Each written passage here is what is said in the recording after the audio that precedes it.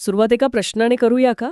हो, नक्की. विचार करा, एका अनोळखी ठिकाणी, रात्रीच्या अंधारात, घनदाट जंगलात, हं, कोणीतरी वाट विसरलंय.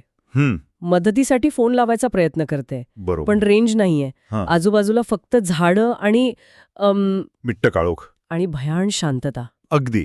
आज आपण अशाच एका अनुभवाचं सखोल विश्लेषण करणार आहोत. बरोबर. आपल्याकडे साताऱ्याच्या पळसवाडी गावातील एका कथेचा स्रोत आहे. अंधारातला चकवा या कार्यक्रमातून घेतलेली ही कथा आहे. वनराईत हरवलेली वाट. हो, या कथेच्या माध्यमातून आपण फक्त एक भूताची गोष्ट नाही ऐकणार, नाही. तर भीती कशी तयार होते, तिचे मानसशास्त्रीय पैलू काय असतात आणि लोककथा आपल्या विचारांवर कसा प्रभाव टाकतात हे समजून घेण्याचा प्रयत्न करणार आहोत. आणि यातली सगळ्यात विलक्षण गोष्ट म्हणजे ही कथा फक्त एका भूताची नाहीये. अच्छा. ही कथा आहे माणसाच्या मनातल्या भीतीची, निसर्गाच्या गुढतेची आणि हो, चकवा या संकल्पनेची. चकवा म्हणजे फक्त वाट चुकणं असं नाही का? नाही, त्यापेक्षा खूप जास्त. चकवा म्हणजे अशा भ्रमात अडकणं जिथे दिशा, वेळ, वास्तव या सगळ्याचं भान सुटतं. म्हणजे ही एक मानसिक आणि भौगोलिक दोन्ही प्रकारची दिशाभूल आहे. अगदी. आणि आपण या कथेतील प्रत्येक घटक वेगळा करून त्याचा आपल्या मनावर काय परिणाम होतो हे तपासणार आहोत. चला तर मग या कथेच्या गर्दराणात शिरूया. कथेची सुरुवातच होते पळसवाडी गाव, तिथलं दाट जंगल आणि सगळ्यात महत्वाचं चकव्याची वाट या उल्लेखाने. हो. सुरुवातीलाच या वाटेला असं नाव देऊन कथाकार काय साधू पाहतोय? हां, कथाकथनाचा एक खूप प्रभावी भाग आहे. इंग्रजीत याला फोरशॅडोईंग म्हणतात. फोरशॅडोईंग. म्हणजे पुढे काहीतरी वाईट घडणार आहे याची एक सूक्ष्म सूचना आधीच देऊन ठेवणं. चकव्याची वाट हे नावच एक धोक्याची सूचना आहे. म्हणजे ती फक्त एक चेतावणी आहे. बरोबर. त्यामुळे कथेचा नायक रोहन त्या वाटेवर पाऊल ठेवण्याआधीच आपल्या मनात एक धाकधूक सुरू होते. अगदी आपण न कळतच त्याच्यासाठी काळजीत पडतो. आणि त्या जागेचं वर्णनही तितकंच महत्वाचं आहे. गावापासून खूप दूर, जिथे मोबाईलला नेटवर्क नाही. आणि आजूबाजूला फक्त घनदाट जंगल. या घटकांमुळे ती भीती अधिकच गडद होते नाही का? नक्कीच. हे सगळे घटक मिळून एकटेपणाची आणि असहाय्यतेची भावना ती खूप तीव्र करतात. विचार करा ना, आज आपण तंत्रज्ञानावर किती अवलंबून आहोत. नेटवर्क नसणं म्हणजे जगाशी संपर्क तुटणं. हो, खरंय. अशा स्थितीत माणूस मानसिकदृष्ट्या खूप कमकुवत होतो आणि कथाकार रोहनला अशाच स्थितीत ठेवतो. तो एकटा आहे, मदत मागू शकत नाही. आणि निसर्गाच्या त्या अफाट पसऱ्यात तो अगदीच नगण्य आहे. ही परिस्थिती कोणत्याही भीतीदायक अनुभवासाठी एक उत्तम पार्श्वभूमी तयार करते. म्हणजे भीतीची सुरुवात त्या पांढऱ्या माणसाला बघून नाही होत, नाही, तर त्या वाटेवर पाऊल ठेवल्याच्या क्षणापासूनच होते. ती जागाच भीतीदायक आहे. अगदी तसंच ती जागाच कथेतील एक पात्र बनते. ती फक्त पार्श्वभूमी नाहीये. अच्छा. ही वाट रोहनला आव्हान देत आहे. कथाकार आपल्याला मानसिकदृष्ट्या तयार करत असतो की पुढे जे काही घडणार आहे ते सामान्य नसेल. ही फक्त एक वाट नाही, तर ती चकव्याची वाट आहे, जिथे नियम बदलतात. बरोबर. ठीक आहे. म्हणजे आतापर्यंतची भीती ही फक्त एका विचित्र जागेत अडकल्याची होती. पण मग कथा एक असं वळण घेते जिथे ही भीती प्रत्यक्ष समोर उभी राहते. रोहनला जंगलात एक माणूस दिसतो. एक पांढरा कुर्ता घातलेला, पाठमोरा उभा असलेला. हो, आणि इथेच कथा मानसशास्त्रीय भयपटामध्ये प्रवेश करते. कारण तो माणूस सामान्य नाहीये. अजिबात नाही. कथेतील वर्णन असं आहे की तो चालत नाही तर घसरत जातो. त्याचे पाय जागेवरच आहेत पण शरीर पुढे सरकतंय. ही कल्पनाच किती अस्वस्थ करणारी आहे. आहेच. आपल्या मेंदूला भौतिकशास्त्राचे काही नियम माहीत असतात. एखादी व्यक्ती कशी चालेल हे आपल्याला लहानपणापासून माहीत असतं.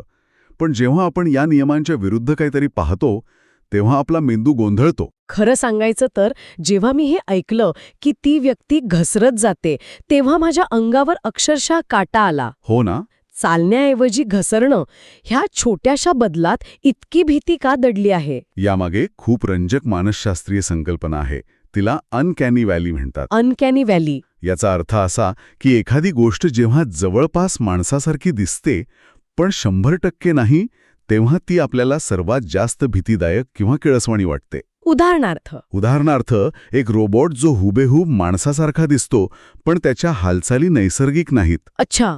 तो आपल्याला एखाद्या खेळण्यातल्या रोबोटपेक्षा जास्त घाबरवतो. म्हणजे ती गोष्ट ओळखीचीही वाटते आणि अनोळखीही, आणि हाच गोंधळ आपल्याला अस्वस्थ करतो. अगदी बरोबर. आपला मेंदू हजारो वर्षांपासून मानवी चेहरे आणि हालचाली ओळखायला शिकला आहे. ते आपल्या अस्तित्वासाठी गरजेचं आहे. कोण मित्र आहे, कोण शत्रू, हे ओळखण्यासाठी आवश्यक आहे. हो. आणि जेव्हा एखादी गोष्ट या नियमांना तोडते, म्हणजे शरीर माणसाचं पण ते घसरत जाते किंवा मान 180 डिग्री फिरते, तेव्हा मेंदूला धोक्याचा संकेत मिळतो. की हे नैसर्गिक नाही. हे आपल्या ओळखीचं नाही, हे नैसर्गिक नाही आणि म्हणूनच हे धोकादायक असू शकतं असा सिग्नल मिळतो. हा गोंधळ नाही, तर ती एक आदिम म्हणजे प्रायमल धोक्याची सूचना आहे. ती आकृती एक शिकारी असू शकते हे मेंदू आपल्याला सांगत असतो. एक्झॅक्टली. आणि त्यानंतर जे घडतं ते या भीतीला अजूनच वाढवतं. रोहन जवळ गेल्यावर त्या माणसाचं डोकं अस्वाभाविकपणे मागे वळतं, त्याचे डोळे पूर्ण पांढरे आहेत. आणि तो वेगाने जंगलात नाहीसा होतो. हो, हे वर्णन तर हो, आणि इथे कथाकार भीती निर्माण करण्याची एक विशिष्ट पद्धत वापरतो. तो जम्प स्केअर वापरत नाही. म्हणजे अचानक काहीतरी समोर आणून घाबरवणं. बरोबर. जम्प स्केअर आपल्याला क्षणभर घाबरवतो, पण आपण काही वेळातच सावरतो. या उलट इथे वापरलेली पद्धत म्हणजे हळूहळू भीती वाढवणं, ती आपल्या मनात घर करून राहते. आधी फक्त पाठमोरी आकृती, मग तिच्या विचित्र हालचाली. मग तिचे पांढरे डोळे. हो, कथा संपल्यावरही आपल्याला त्या विचित्र हालचाली आणि ते पांढरे डोळे आठवत राहतात. हा परिणाम जास्त काळ टिकतो. या अनुभवानंतर रोहन अर्थातच घाबरतो आणि पळायला लागतो. पण आता कथा एका नव्या आणि अधिक भयावह पातळीवर जाते. त्याला जाणवतं की वाट बदलली आहे, सगळीकडे फक्त जंगल दिसतंय, आणि मग अंधारातून एक आवाज येतो, जो त्याला नावाने हाक मारतो. रोहन. हा क्षण सगळ्यात जास्त परिणामकारक वाटतो मला. असं का? कारण या क्षणी भीतीचं स्वरूप पूर्णपणे बदलतं. बदलतं कसं? तोपर्यंत रोहन फक्त एका अनोळखी विचित्र घटनेचा साक्षीदार होता. ती घटना कोणासोबतही घडू शकली असती, पण जेव्हा त्याला नावाने हाक मारली जाते तेव्हा त्याला आणि आपल्यालाही कळतं की तो योगायोगाने तिथे नाहीये. त्याला लक्ष केलं जात आहे. ती भीती आता अनोळखी राहिलेली नाही, ती वैयक्तिक झालीये. हा मुद्दा खूप महत्वाचा आहे. म्हणजे ती अज्ञात शक्ती फक्त तिथे अस्तित्वात नाही, तर तिला रोहनबद्दल माहितीये. ती त्याला ओळखते. ही कल्पनाच खूप भयान आहे. हो ना. यामुळे एक प्रकारची हतबलता येते. आपण एखाद्या अनोळखी धोकापासून पळून जाऊ शकतो, पण जो धोका आपल्याला ओळखतो, ज्याला आपलं नाव माहीत आहे, त्याच्यापासून कुठे पळणार? खरंय. यानंतर रोहन फक्त वाट चुकलेला एक प्रवासी राहत नाही, तर तो एक सावज बनतो. आणि ती अज्ञात शक्ती त्याचा शिकारी. या एका क्षणामुळे कथेचा संपूर्ण रोख बदलतो. आणि त्यानंतरचा प्रसंग तर या मानसिक हल्ल्याचा कळस आहे. हो. तो पांढरा माणूस झाडामागून पुन्हा दिसतो आणि त्याचं तोंड कानांपर्यंत ओघळतं. हे जे व्हिज्युअल आहे ते मनात कायमचं घर करून राहतं. बरोबर. कारण हे पुन्हा एकदा अनकॅनी व्हॅलीच्या पलीकडचं आहे. हे पूर्णपणे अमानवी आहे. माणसाचं तोंड इतकं उघडू शकत नाही. हे वर्णन शिकारी प्राण्यांची आठवण करून देतं. जसं की साप किंवा एखादं हिंस्त्र जनावर. ह्या क्षणापासून ती केवळ एक भीतीदायक आकृती राहत नाही, तर ती एक हिंस्त्र शक्ती बनते. आणि आता चकवा ही संकल्पना फक्त वाट चुकण्यापुरती मर्यादित राहत नाही. नाही, ती मानसिक गोंधळ निर्माण करते. खरं काय आणि भास काय हेच कळत नाही.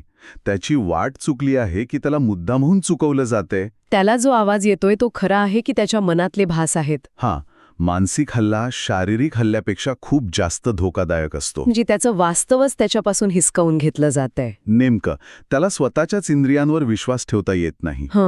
आणि कथाकार हेच साधतो.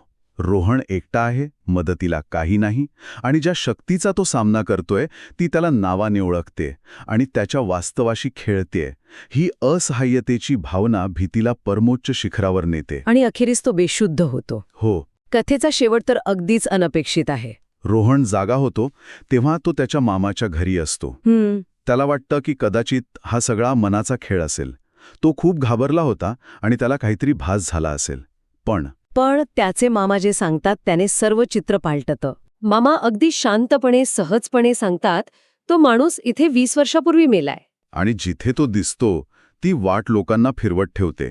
चकवा म्हणतात त्याला. हे शेवटचं वाक्य हे संपूर्ण कथेला एका वेगळ्याच चौकटीत बसवतं. याबद्दल काय वाटतं? हा कथेचा सर्वात प्रभावी भाग आहे. हा कथेचा पंच आहे जो संपूर्ण अनुभवाला एका वेगळ्याच उंचीवर नेतो. आणि मामांचं ते शांतपणे बोलणं. हो तेच. जर मामा घाबरून किंवा आश्चर्यचकित होऊन बोलले असते तर त्याचा परिणाम वेगळा झाला असता. पण त्यांचं शांतपणे हे सांगणं जणू काही ही एक रोजच्या जगण्यातली सामान्य गोष्ट आहे, हे जास्त भीतीदायक आहे. बरोबर. त्यांच्या त्या शांतपणातच एक प्रकारची स्वीकृती आहे की हो, हे असं इथे घडतं, यात नवीन काही नाही. अगदी. आणि हेच ऐकणाऱ्याला जास्त अस्वस्थ करतं. का? कारण मामांच्या त्या एका वाक्यानं रोहनचा अनुभव हा त्याचा वैयक्तिक भास किंवा मानसिक खेळ राहत नाही. त्याला एक सामाजिक आणि स्थानिक सत्य म्हणून दुजोरा मिळतो. अच्छा. भीती तेव्हा जास्त वाटते जेव्हा ती खरी आहे हे पटवून दिलं जातं. तोपर्यंत ऐकणाऱ्याला वाटू शकतं की हा रोहनच्या मनाचा खेळ असेल. पण मामाच्या वाक्यानंतर ती शक्यता पूर्णपणे नाहीशी होते. म्हणजे ती घटना एका व्यक्तीपुरती मर्यादित न राहता एका संपूर्ण समुदायाचा अनुभवाचा, त्यांच्या लोककथेचा भाग बनते. हो, आणि त्यामुळे तिची सत्यता आणि भय दोन्ही वाढतं. आणि चकवा म्हणतात त्याला, हे शेवटचं वाक्य त्या संपूर्ण घटनेला एक नाव, एक ओळख देतं. ती आता फक्त एक विचित्र घटना नाही, तर तो एक चकवा आहे. एक ज्ञात आणि तरीही अज्ञात अशी संकल्पना. आणि लोककथा अशाच तयार होतात. बरोबर. एका व्यक्तीचा अनुभव जेव्हा इतरांच्या अनुभवांशी जोडला जातो, त्याला एक नाव मिळतं आणि तो पिढ्यानपिढ्या सांगितला जातो, तेव्हा ती दंतकथा बनते. ही गोष्ट 20 वर्षांपासून घडत आहे हे कळल्यावर त्या पांढऱ्या माणसाचं अस्तित्व आणि त्या वाटेचं गूढ अजूनच गडद होतं. तर या कथेचं विश्लेषण केल्यावर एक गोष्ट स्पष्ट दिसते. कथानक अगदी साधं आहे. हो, एक माणूस जंगलात वाट चुकतो आणि त्याला भूत दिसतं. पण त्यात वापरलेले घटक म्हणजे एकटेपणाचं वातावरण, अस्वाभाविक हालचाली, भीतीला वैयक्तिक पातळीवर नेणं आणि शेवटी त्याला लोककथेचा आधार देणं, हे सर्व मिळून एक जबरदस्त परिणाम साधतात. खरंय. ही कथा आपल्याला सांगते की भीती फक्त अंधारात किंवा अज्ञात गोष्टींमध्ये नसते. ती आपल्या ओळखीच्या जगात आपल्याच माणसांकडून ऐकलेल्या गोष्टींमध्येही दडलेली असू शकते. आणि या कथेतला चकवा फक्त वाट फिरवत नाही, तर तो मनालाही फिरवतो. हो, तो आपलं वास्तव आणि भ्रम यातली रेषा इतकी पुसट करतो की शेवटी काय खरं आणि काय खोटं हेच कळत नाही. खरंय. ही चर्चा संपल्यावर सुद्धा मनात तेच विचार घोळत राहतील. तो पांढरा माणूस, त्याची घसरण्याची पद्धत, नावाने मारलेली हाक आणि मामाचं ते शांत वाक्य, हे सगळं मिळून एक खूप अस्वस्थ करणारा अनुभव देतं. जाता जाता एक विचार सोडून जातो. आपल्या प्रत्येकाच्या गावात, शहरात किंवा परिसरात अशा काही जागा किंवा कथा असतात ज्यांबद्दल मोठे लोक आपल्याला सांगतात. हो, असतात. एखादा जुना वाडा, एखादा वडाचं झाड किंवा एखादा विशिष्ट रस्ता. बरोबर. आपण त्याकडे अनेकदा दुर्लक्ष करतो. त्यांना केवळ अंधश्रद्धा किंवा जुन्या लोकांच्या कल्पना मानतो. हो. पण कधी विचार केलाय का की प्रत्येक दंतकथेमागे अनुभवाचा एखादा अंश दडलेला असेल तर? आणि ते सत्य कधीतरी अशाच एखाद्या अनोळखी वाटेवर आपल्यासमोर आलं तर आपण काय करू?